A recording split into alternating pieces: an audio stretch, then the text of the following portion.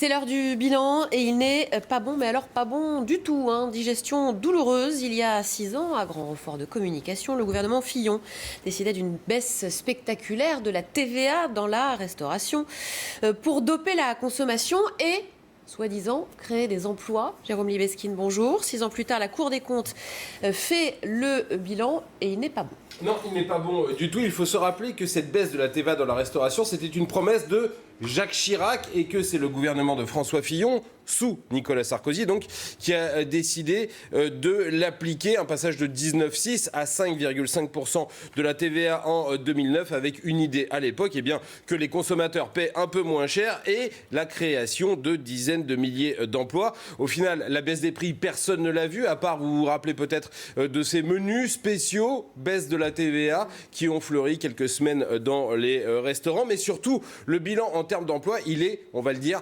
pathétique. 40 000 emplois créés, c'était l'ambition de départ. Au final, ce sont entre 6 et 9 000 emplois qui ont été créés. Et quand on met en face le coût, cela veut dire que chaque emploi a coûté entre 200 et 300 000 euros.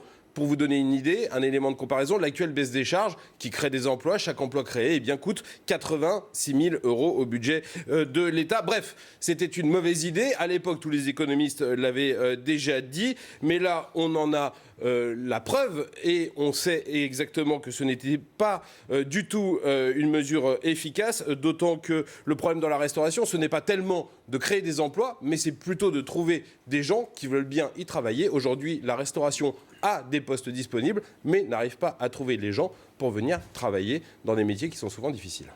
Merci beaucoup Jérôme pour ce décryptage.